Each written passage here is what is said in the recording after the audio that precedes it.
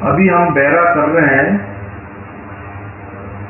सबसे पहले बच्चे को हमने सुला दिया है दवाई पिलाकर, ताकि बच्चा हिले नहीं और जांच हम आसानी से कर सकें।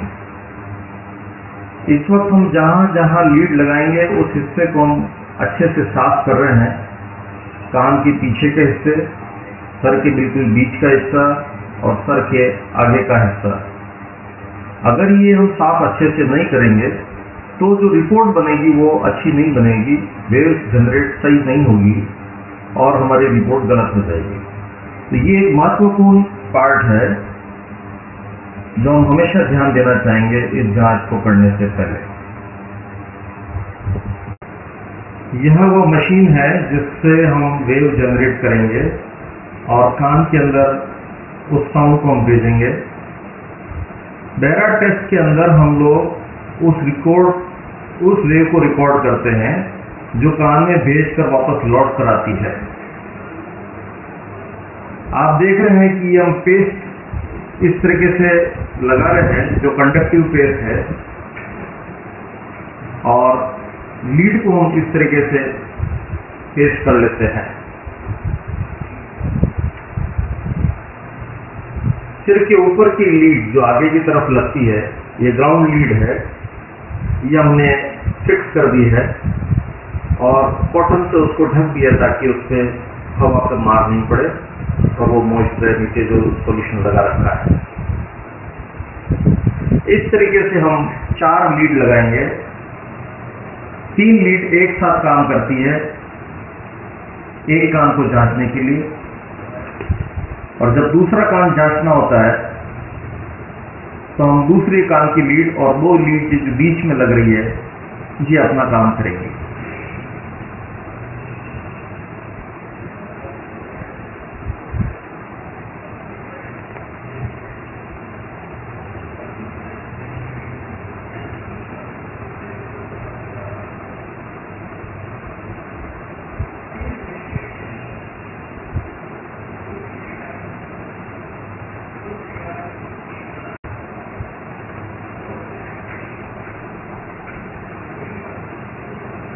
अभी जो लीड लगा रहे हैं वो हम लेफ्ट ईयर के पीछे वाले हिस्सा, जिसे हम मैस्टर्ड एरिया कहते हैं, वहां लगाते हैं।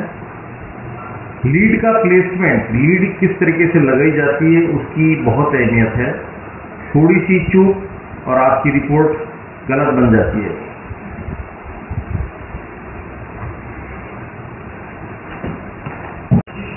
हम इस वक्त चेक कर रहे हैं कि लीड का प्लेसमेंट सही है या नहीं। जब ये ग्रीन लाइट आ जाती है और लास्ट लेवल तक पहुंच जाती है, यानी कि लीड अच्छे से लगी हुई है। यह हमने तीसरी लीड को भी जांचा है और देखा है कि तीनों लीड अपनी जगह पे बहुत अच्छी तरह से और व्यवस्थित लगी हुई है। अब हमने कान के ऊपर हेडबैंड लगा दिया। इस हेडबैंड के मार्फत हम कान के अंदर साउंड भेजेंगे और वो साउंड कंप्यूटर पे रिकॉर्ड करी जाएगी जब वापस कान से लौट के आएगी। इस वक्त कंप्यूटर की स्क्रीन बिल्कुल क्लियर है और अब हम उसमें अलग अलग साउंड की इंटेंसिटी के साथ में भेजना चालू करेंगे। यह आप देख सकते हैं कि कैसे कान के अंदर साउंड जाने के बाद जब लौट के आती है तो उसकी रिकॉर्डिंग इस कंप्यूटर की स्क्रीन पर बन रही है। एक बार में इस मशीन के द्वारा हम लोग करीब 2000 साइकिल जांच सकते हैं और 1 मिनट में उन 2000 साइकिल का एवरेज निकालकर उसकी रिपोर्ट को तैयार करते हैं। जो हम शुरू करते हैं वो 110 dB से चालू करते हैं।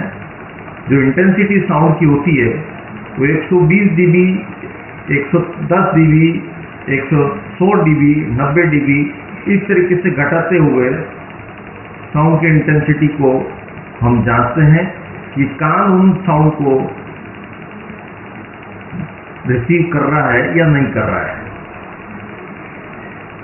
आप देख सकते हैं तकरीबन पौन मिनट में इसने 1565, 1575 पर 1587, 1592 इस तरीके से इतनी स्पीड से ये अपनी आवाज़ को भेजती हैं और हम उसको रिकॉर्ड कर रहे हैं। करीब करीब 1600 बार हम जांच कर चुके हैं कान की श्रवण क्षमता को जांचने के लिए।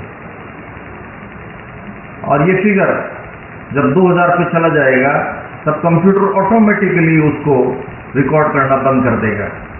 उसके बाद हम दूसरी वेव पे जाएंगे, इंटेंसिटी को कम करेंगे और फिर वापस उसी प्रोसीजर को रिपीट करेंगे।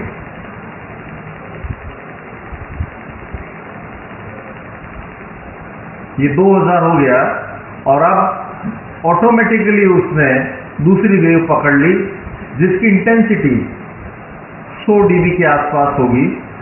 पहली इंटेंसिटी आप देख सकते हैं स्क्रीन पर 110 dB की थी।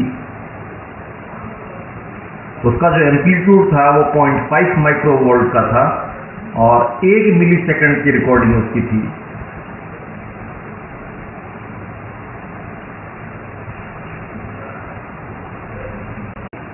जब जांच पूरी हो जाती है तो इस तरीके से रिकॉर्डिंग बनती है। उन रिकॉर्डिंग को स्टडी करके रिपोर्ट तैयार करी जाती है। अब इस मरीज के अंदर करीब करीब 100 dB साउंड वेव इंटेंसिटी भी वो बच्चा नहीं सुन सकता है। अब इस बच्चे का हम आगे इलाज चालू करेंगे। कैसे हम उसके ऊपर मशीन लगाएंगे, कौन सी मशीन लगाएंगे, कैसे सुनाई दिलवाएंगे, कैसे बुलवाना सिखाएंगे, ये सारी इस रिपोर्ट के आधार पे डिसीजन लिए जाते हैं। इसलिए यह बेरा टेस्ट जो एक पूर्ण कंप्यूटराइज्ड जांच है, इसकी बहुत अहमियत है। इस जांच से हम एक दिन के बच्चे में भी ये जांच सकते हैं कि बच्चा सुनता है या नहीं सुनता है। अगर नहीं सुनता है तो कितना कम सुनता है और फिर हम उसके हिसाब से उसका इलाज चालू कर सकते हैं। मेरा कहना ऐसा है कि अगर टाइम रहते हम इन जांच के मार्फत अगर ये पता कर लें कि बच्चा कम सुनता है तो हम उसको प्रॉपर इलाज चला सकते हैं और हम बोलना सिखा सकते हैं।